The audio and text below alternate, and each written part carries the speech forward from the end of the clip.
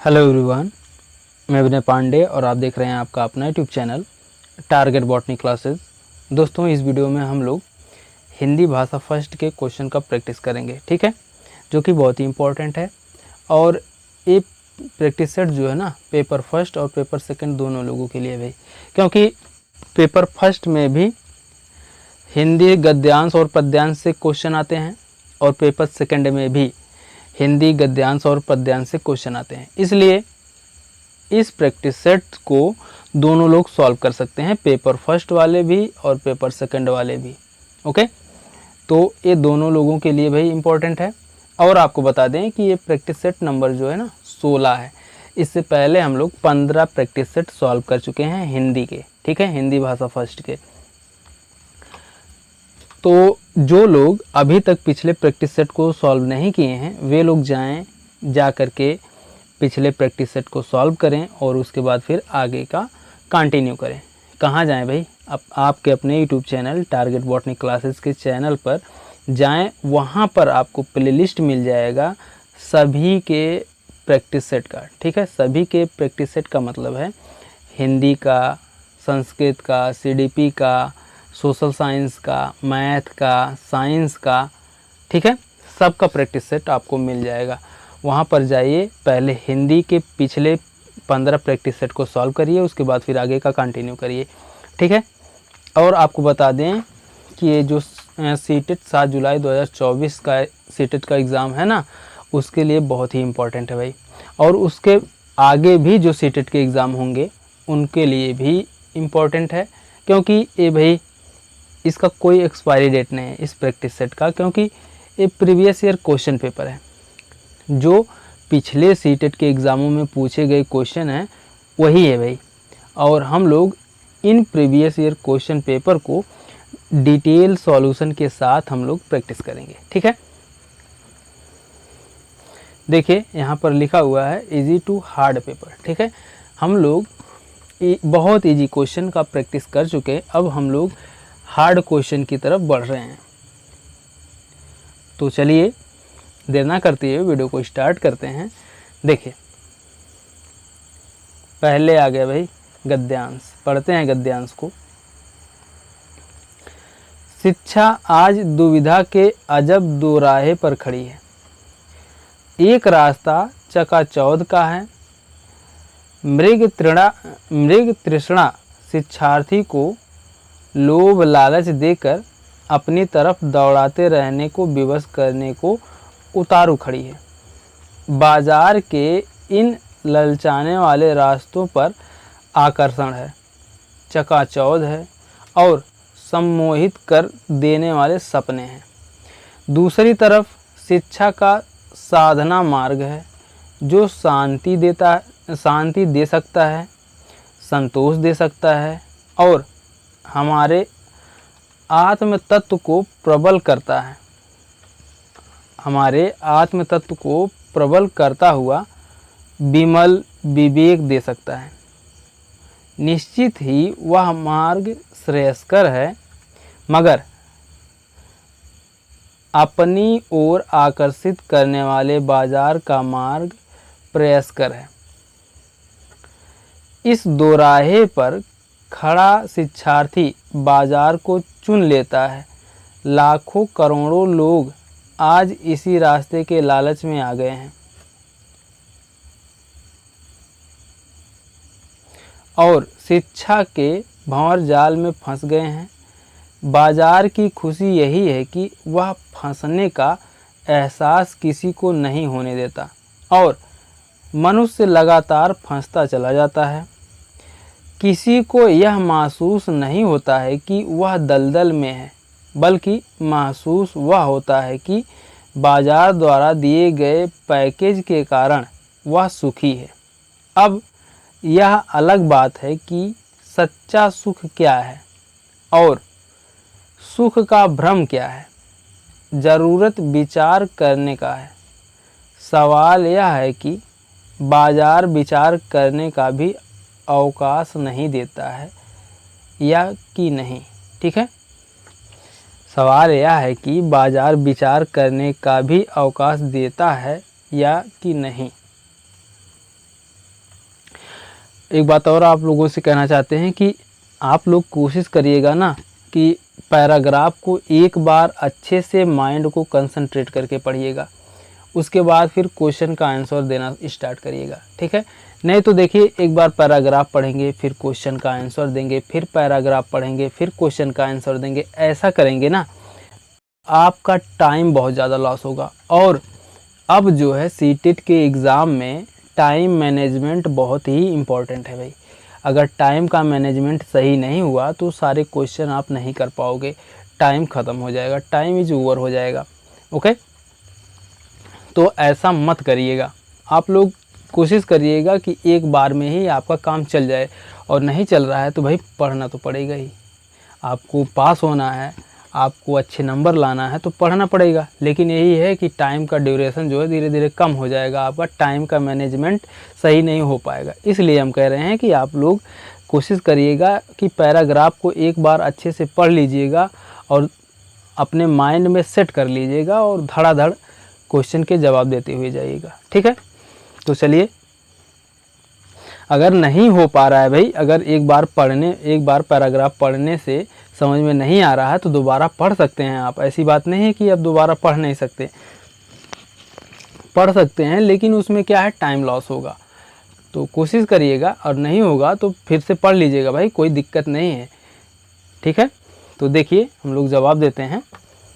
लेखक ने शिक्षा के संदर्भ में किस बात को महत्व दिया है? साधना को, शिक्षार्थी को, विवेक को, बाजार को। बताइए भाई, इनमें से कौन सा ऑप्शन सही है, जल्दी बताइए। ऑप्शन नंबर फर्स्ट सही है, साधना को, ठीक है। लेखक ने शिक्षा के संदर्भ में साधना को महत्व दिया है। लेखक का मानना है कि शिक्षा दो राहें पर खड़ी है, जिसमें से एक दुनिया के झूठे आकर्षण में फंसाती है तो दूसरे से विमल विवेक का विकास होता है, जो शांति और संतोष देती है। ओके, आगे देखते हैं अगला क्वेश्चन। देखिए, दूसरी तरफ शिक्षा का साधना मार्ग है, तो पहली तरफ क्या है? पहली तरफ एक अच्छा पैकेज और सुख शांति है, या फिर दलदल में फंसे होने का एहसास है, या फिर दुविधा का दोराहा और भटकाव है, या फिर बाजार की चकाचौंध, सम्मोहन और सपने हैं। बताइए भाई, इनमें से कौन सा ऑप्शन सही है? ऑप्शन नंबर डी सही है, बाजार की चकाचौंध, सम्मोहन और सपने हैं, ठीक है। आगे देखते हैं अगला क्वेश्चन। देखिए, निम्न में से कौन सी विशेषता बाजार की नहीं है? बताइए भाई, बाजार की विशेषता नहीं है। बाजार सुखी होने का भ्रम पैदा करता है, बाजार लोगों को सुख शांति देता है, बाजार लोगों को अपने आकर्षण से बांधता है, बाजार एक दलदल की तरह है। बताइए भाई, इनमें से कौन सा ऑप्शन सही है? जल्दी बताइए। ऑप्शन नंबर बी सही है, बाजार लोगों को सुख शांति देता है, ठीक है। बाजार एक दलदल की तरह है, जो लोगों को अपने आकर्षण से बांधता है और सुखी होने का भ्रम पैदा करता है। बाजार लोगों को सुख शांति नहीं देता है। ओके, आगे देखते हैं अगला क्वेश्चन।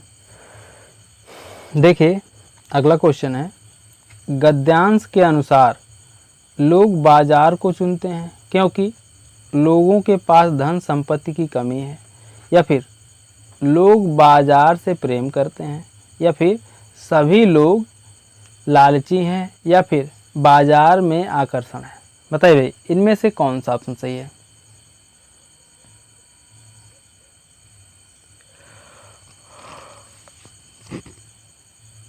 ऑप्शन नंबर डी सही है, बाजार में आकर्षण है, ठीक है। आगे देखते हैं अगला क्वेश्चन। देखिए, अगला क्वेश्चन है, गद्यांश के आधार पर कहा जा सकता है कि लोग सांसारिक जीवन जीना पसंद करते हैं, या फिर लोग दूसरों को ठगने में आनंदित होते हैं, या फिर भौतिकवादी सोच हावी नहीं हो रही, या फिर भौतिकवादी सोच हावी हो रही है। बताइए भाई इनमें से कौन सा ऑप्शन सही है, जल्दी बताइए। ऑप्शन नंबर डी सही है, भौतिकवादी सोच हावी हो रही है। ठीक है, इस गद्यांश के आधार पर कहा जा सकता है कि भौतिकवादी सोच हावी यानी प्रभावी हो रही है, तभी तो लोग बाजार के आकर्षण में फंस रहे हैं। आगे देखते हैं अगला क्वेश्चन। देखिए, आकर्षण का विलोम शब्द है उत्कर्षण, विकर्षण, गुरुत्वाकर्षण, संघर्षण। बताइए भाई आकर्षण का विलोम क्या है? ऑप्शन नंबर बी सही है, विकर्षण। ठीक है, आकर्षण का विलोम विकर्षण है, इसका अन्य विलोम प्रतिकर्षण भी है। ठीक है, आकर्षण का दूसरा विलोम है प्रतिकर्षण, जबकि उत्कर्ष का विलोम अपकर्ष है और शेष असंगत है। भाई आगे देखते हैं अगला क्वेश्चन। देखिए, मृग तृष्णा का तात्पर्य है क्या है? भाई मृग तृष्णा का तात्पर्य क्या है? देर से लगी हुई प्यास का एहसास, या फिर किसी को फंसाने का षड्यंत्र, या फिर हिरणों की प्यास का सामूहिक नाम, या फिर दूर से ललचाने वाली वस्तु का भ्रम। बताइए भाई इनमें से कौन सा ऑप्शन सही है? ऑप्शन नंबर डी सही है, दूर से ललचाने वाली वस्तु का भ्रम। ओके, आगे देखते हैं अगला क्वेश्चन। देखिए पेडागोजी आ गया भाई, पढ़ते हैं। भाषा शिक्षण के संदर्भ में बहुभाषी कक्षा से तात्पर्य है कक्षा में भिन्न भिन्न भाषाओं में कहानी, कविता के चार्ट आदि की उपलब्धता, या फिर कम से कम 2 भाषाओं में शब्दकोश की आवश्यकता, या फिर अधिकाधिक भाषाओं की पुस्तकों की उपलब्धता, या सभी बच्चों को अपनी अपनी भाषा में बोलने के अवसरों की उपलब्धता। बताइए भाई इनमें से कौन सा ऑप्शन सही है, जल्दी बताइए।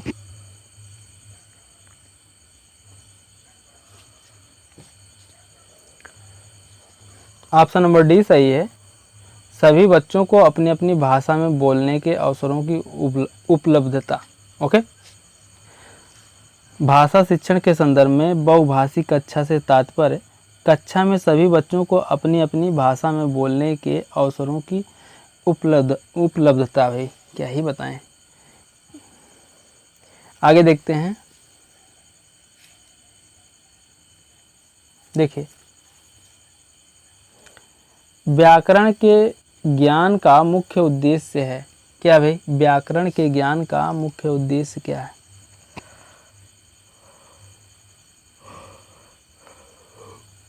भाषा प्रयोग में व्याकरण का ध्यान रखना, या फिर भाषा प्रयोग में अति शुद्धतावादी होना, या फिर व्याकरणिक बिंदुओं की परिभाषा याद करना, या फिर व्याकरणिक तत्वों की सूची बनाना। बताइए भाई इनमें से कौन सा ऑप्शन सही है?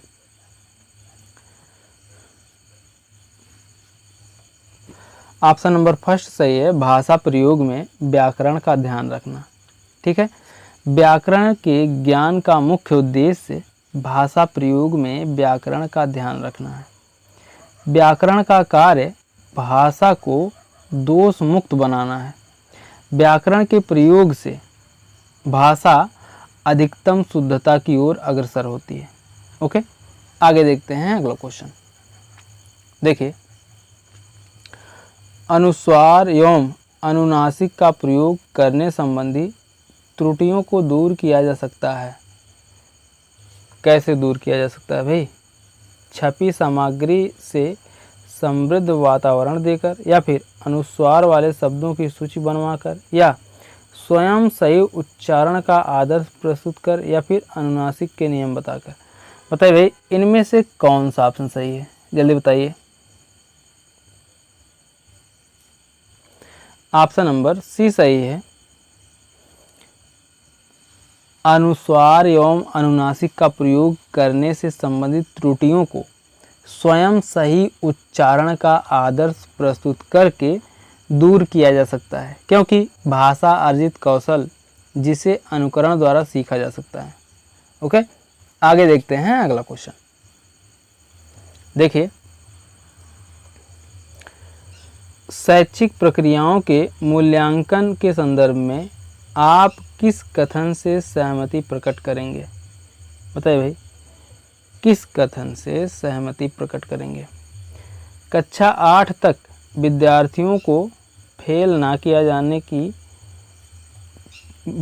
कक्षा 8 तक के विद्यार्थियों को फेल ना किए जाने की प्रावधान के कारण ही विद्यार्थी सीख नहीं पा रहे हैं, या परीक्षा या फेल हो जाने का डर वास्तव में बच्चों के लिए प्रेरणा का स्रोत बनकर काम करता है, या बच्चों को पास फेल करना वास्तव में व्यवस्थागत विफलताओं को बच्चों के सिर मरना है, या फिर कक्षा 8 तक विद्यार्थियों को फेल नहीं करने के प्रावधान के कारण देश में शिक्षा का स्तर गिर रहा है। बताइए भाई, इनमें से कौन सा ऑप्शन सही है? जल्दी बताइए।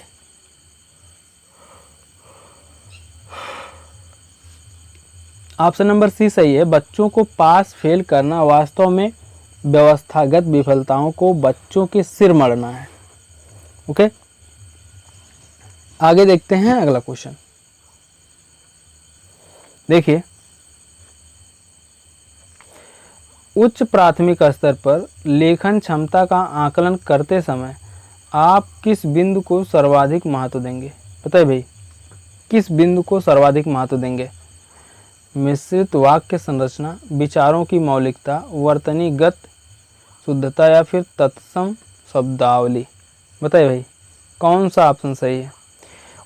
उच्च प्राथमिक स्तर पर लेखन क्षमता का आकलन करते समय आप किस बिंदु को सर्वाधिक महत्व देंगे? बताइए भाई। ऑप्शन नंबर बी सही है, विचारों की मौलिकता को। ठीक है, हम उच्च प्राथमिक स्तर पर लेखन क्षमता का आकलन करते समय हम विचारों की मौलिकता बिंदु को सर्वाधिक महत्व देंगे, क्योंकि उच्च प्राथमिक स्तर पर भाषा शिक्षण का एक मात्र उद्देश्य अभिव्यक्ति क्षमता का विकास है। ओके, आगे देखते हैं अगला क्वेश्चन। देखिए, सीखने सिखाने की प्रक्रिया के संदर्भ में आप किस कथन से सहमत हैं? बताइए भाई, किस कथन से सहमत हैं? एक कक्षा में हम जो सीखते हैं उसके सभी अंश अगली कक्षा के लिए अनिवार्य बुनियाद होते हैं। ठीक है, उसकी अगली कक्षा के लिए अनिवार्य बुनियाद होते हैं। या फिर बच्चों को किन्हीं अवधारणाओं को ना सीखने के कारण फेल करके रोकना उचित ही है। या फिर जो बच्चे पिछली कक्षा की बातें नहीं सीख पाए हैं वे अगली कक्षा में और बिछड़ जाएंगे, अतः उन्हें उसी कक्षा में रोक देना चाहिए। या फिर जो बच्चे किसी कक्षा में सीख नहीं पाए, ठीक है, जो बच्चे किसी कक्षा में सीख नहीं पाए उन्हें फेल करके रोकने से भी जरूरी नहीं है कि वे सीख जाएंगे। बताइए भाई, इनमें से कौन सा ऑप्शन सही है? जल्दी बताइए।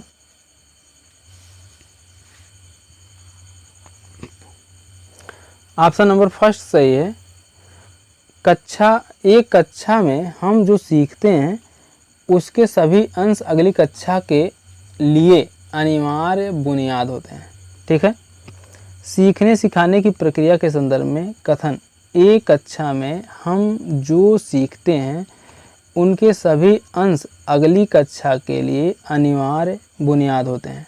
शेष कथन सीखने सिखाने की प्रक्रिया के संगत नहीं है। ओके, आगे देखते हैं अगला क्वेश्चन।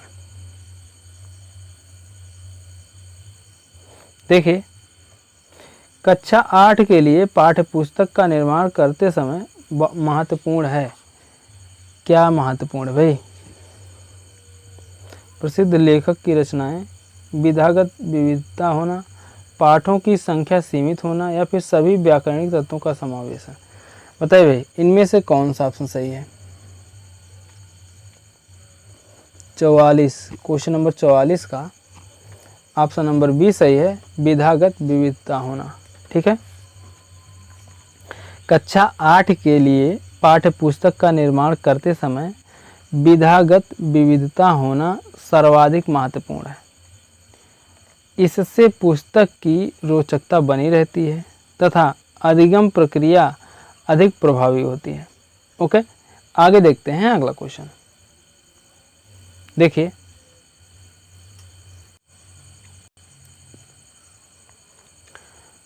पाठ्य पुस्तक को आधार बनाकर पूछे जाने वाले प्रश्न स्मरण शक्ति को समृद्ध करने वाले होने चाहिए, या फिर पाठ की विषय वस्तु का विस्तार करने वाले होने चाहिए, या फिर पाठ में दिए गए तथ्यों पर ही आधारित होने चाहिए, या लिखावट को सुंदर बनाने में सहयोगी होना चाहिए। बताइए इनमें से कौन सा ऑप्शन सही है?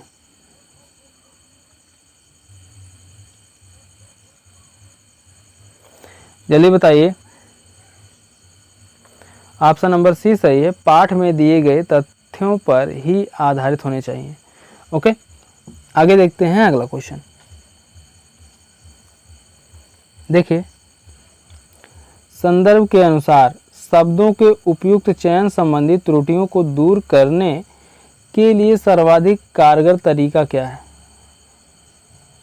बताइए भाई, सर्वाधिक कारगर तरीका क्या है? विविध भाषा प्रयोग से परिचित कराना, विविध शब्दों का वाक्य प्रयोग कराना, या फिर व्याकरण की विविध पुस्तकें पढ़ाना, या फिर विविध शब्दों की सूची याद करना या करवाना। बताइए भाई कौन सा ऑप्शन सही है?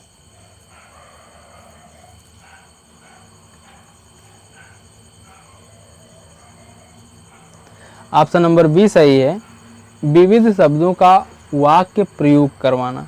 ठीक है।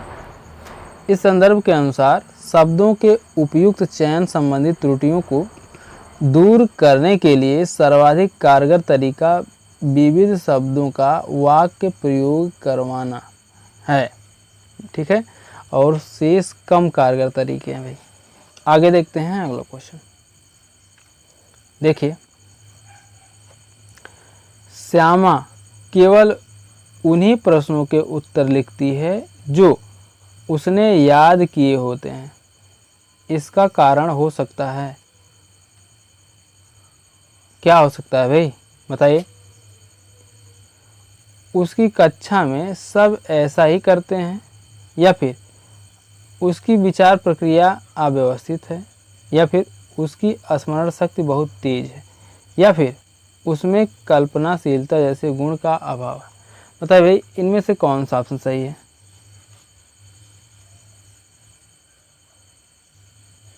बताइए। ऑप्शन नंबर डी सही है, उसमें कल्पनाशीलता जैसे गुण का अभाव है। ओके, आगे देखते हैं अगला क्वेश्चन। देखिए, किसी तरह के बच्चों को हिंदी भाषा सीखने में अधिक कठिनाई का सामना करना पड़ेगा। ठीक है, किस तरह के बच्चों को हिंदी भाषा सीखने में अधिक कठिनाई का सामना करना पड़ेगा? बताइए भाई। जिनकी मातृभाषा मानक हिंदी नहीं है, या फिर जिनकी मातृभाषा सरल है, या जिनकी मातृभाषा हिंदी से भिन्न है, या फिर जिनकी मातृभाषा हिंदी के समान है। बताइए भाई इनमें से कौन सा ऑप्शन सही है? जल्दी बताइए। ऑप्शन नंबर सी सही है, जिनकी मातृभाषा हिंदी से भिन्न है। ओके, जिन बच्चों की मातृभाषा हिंदी से भिन्न है उन्हें हिंदी भाषा सीखने में अधिक कठिनाई का सामना करना पड़ेगा। ओके, आगे देखते हैं अगला क्वेश्चन। देखिए, बच्चों की भाषा क्षमता का आकलन करने की दृष्टि से निम्नलिखित में से कौन सा प्रश्न सर्वाधिक उपयोगी एवं सार्थक है? बताइए भाई।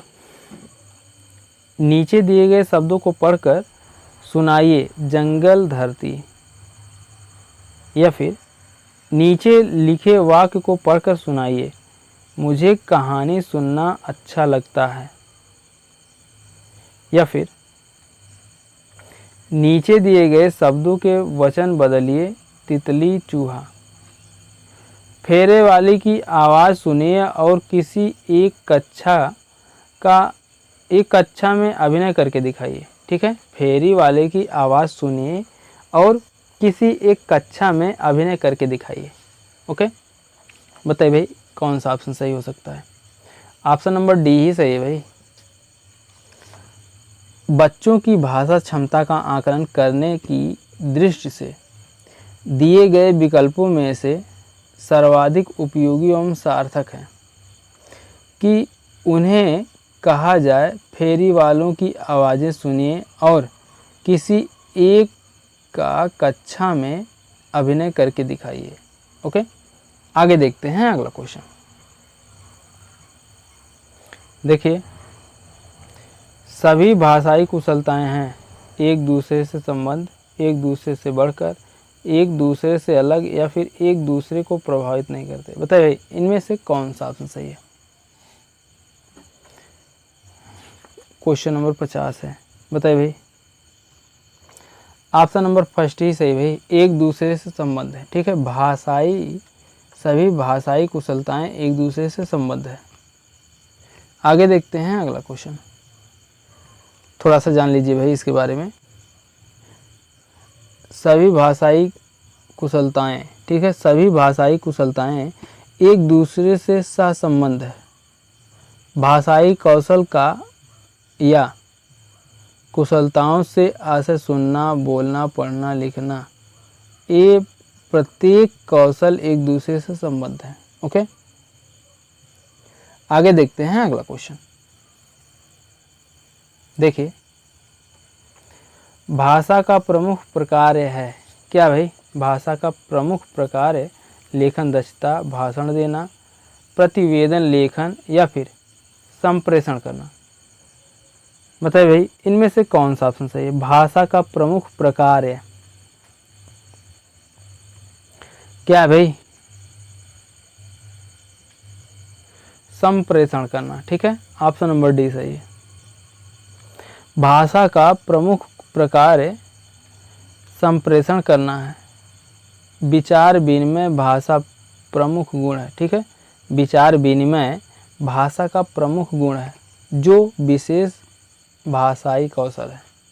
ओके, आगे देखते हैं अगला क्वेश्चन।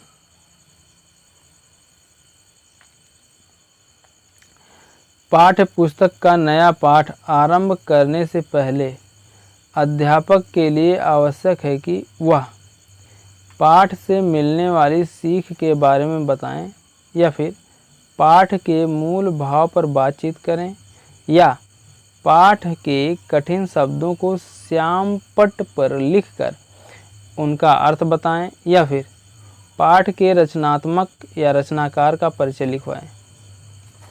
रचनात्मक नहीं होगा भाई, रचनाकार ही होगा। पाठ के रचनाकार का परिचय लिखवाएं। बताइए भाई इनमें से कौन सा ऑप्शन सही है? ऑप्शन नंबर डी सही है, पाठ के रचनाकार का परिचय लिखवाएं।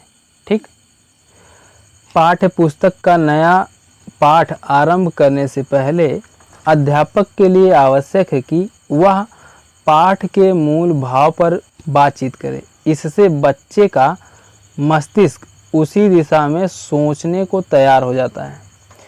पाठ से मिलने वाली सीख के बारे में अंत में बताया जाता है।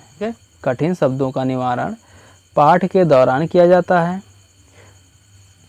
पाठ के रचनाकार का परिचय प्रारंभ में ही देना आवश्यक है, परंतु प्रारंभ में ही उसका परिचय लिखवाना उचित नहीं।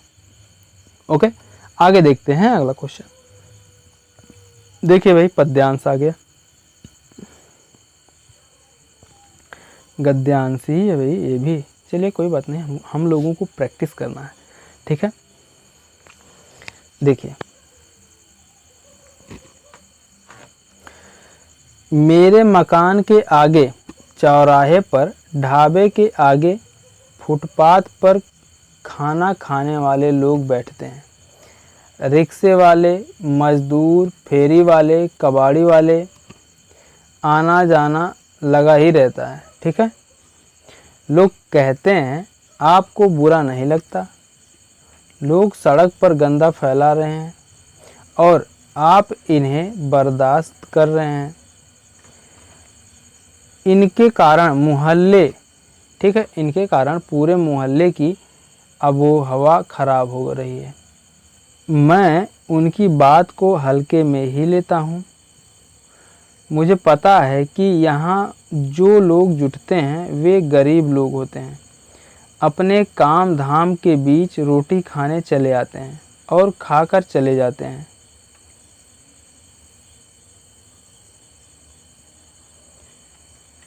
ये आम तौर पर बिहार से आए गरीब ईमानदार लोग हैं जो हमारे इस परिसर के अस्थायी सदस्य हो गए हैं। ये उन अपशिष्ट अमीरों से भिन्न हैं जो साधारण सी बात पर भी हंगामा खड़ा कर देते हैं। लोगों के पास पैसा तो आ गया है पर धनी होने का शऊर नहीं आया। अधजल गगरी छलकत जाए की तर्ज पर इनमें दिखावे की भावना उबाल खाती है।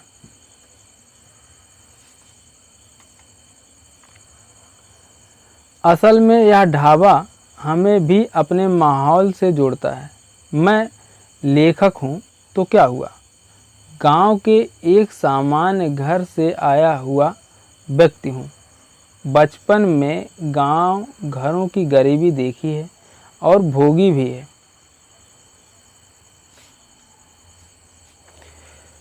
खेतों की मिट्टी में रमा हूँ, वह मुझ में रमी है। आज भी उस मिट्टी को झाड़ झूड़ कर भले ही शहरी बनने की कोशिश करता हूँ, बन नहीं पाता।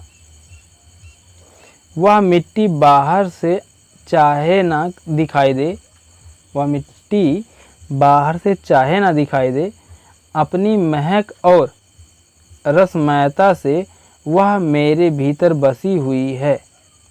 इसलिए मुझे मिट्टी से जुड़े ये तमाम लोग भाते हैं। इस दुनिया में कहा सुनी होती है, हाथापाई भी हो जाती है, लेकिन कोई किसी के प्रति गांठ नहीं बांधता। दूसरे तीसरे दिन परस्पर हंसते बतियाते और एक दूसरे के दुख दर्द में शामिल होते दिखाई पड़ते हैं। ये सभी कभी ना कभी एक दूसरे से लड़ चुके हैं, लेकिन कभी इसकी प्रीति नहीं होती कि ये लड़ चुके हैं और कल के गुस्से को अगले दिन धूल की तरह झाड़कर फेंक देंगे। ठीक है, तो भाई अब क्वेश्चन का आंसर देना है, तो चलिए हम लोग क्वेश्चन का आंसर देते हैं। देखिए, लोग लेखक से क्यों पूछते हैं कि क्या आपको बुरा नहीं लगता? वे गंदे लोग, वे लोग आसपास गंदगी बिखेर देते हैं। वे लेखक से रुष्ट रहते हैं। उन्हें गरीबों से मेल जोल पसंद नहीं। बताइए भाई, इनमें से कौन सा ऑप्शन सही है? ऑप्शन नंबर डी सही है। उन्हें गरीबों से मेल जोल पसंद नहीं। ठीक है, जो लोग लेखक से पूछते हैं कि क्या आपको बुरा नहीं लगता, उन्हें गरीबों से मेल जोल पसंद नहीं है। ओके, ऑप्शन नंबर डी सही है। आगे देखते हैं अगला क्वेश्चन। देखिए, लेखक लोगों की शिकायतों को हल्के में लेता है क्योंकि जुटने वाले लोग गरीब और ईमानदार हैं। शिकायत करना लोगों की आदत होती है। यह किसी बात को गंभीरता से नहीं लेता है। लेखक उन्हें जनता पहचानता है। ठीक है, बताइए भाई, इनमें से कौन सा ऑप्शन सही है?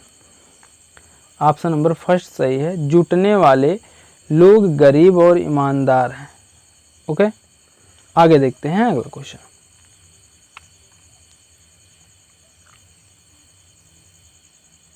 देखिए, साधारण बात पर भी हंगामा कौन खड़ा कर देते हैं? बताइए भाई, साधारण बात पर भी हंगामा कौन खड़ा कर देते हैं? अमीर किंतु असभ्य लोग, लेखक के परिचित लोग, या फिर अपशिष्ट रेहड़ी पटरी वाले, या फिर गांव से आए गरीब मजदूर? बताइए भाई, इनमें से कौन सा ऑप्शन सही है? जल्दी बताइए। ऑप्शन नंबर फर्स्ट सही है, अमीर किंतु असभ्य लोग। ओके, आगे देखते हैं अगला क्वेश्चन। देखिए, प्रस्तुत गद्यांश साहित्य की किस विधा के अंतर्गत आएगा? बताइए भाई। रेखाचित्र, कहानी, जीवनी, संस्मरण? बताइए भाई, इनमें से कौन सा ऑप्शन सही है? जल्दी बताइए। ऑप्शन नंबर फर्स्ट सही है, रेखाचित्र। ठीक है, प्रस्तुत गद्यांश साहित्य की रेखाचित्र विधा के अंतर्गत आएगा। ओके, आगे देखते हैं अगला क्वेश्चन।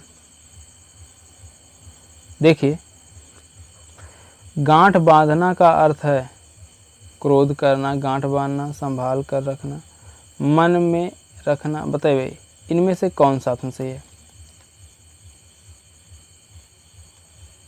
जल्दी बताइए।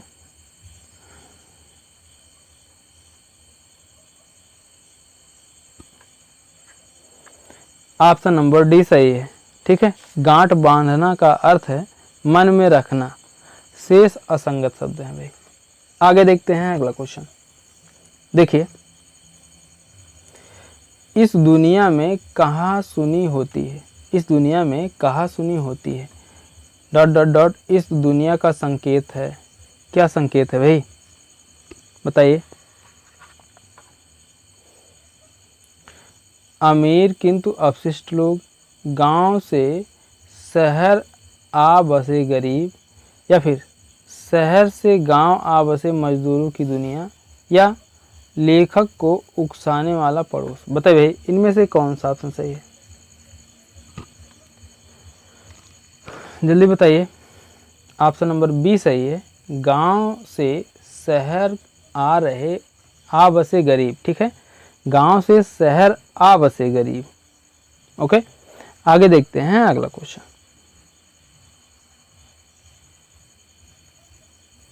देखिए, अधजल गगरी छलकत जाए किसके संदर्भ में कहा गया है भाई? बताइए।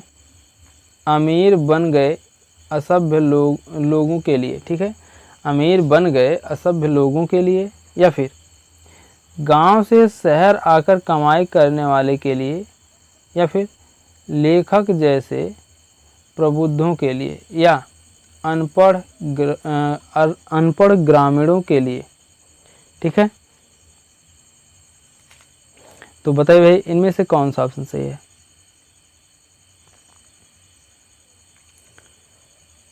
जल्दी बताइए। ऑप्शन नंबर बी सही है, गांव से शहर आकर कमाई करने वाले के लिए। ठीक है, ऑप्शन नंबर बी सही है।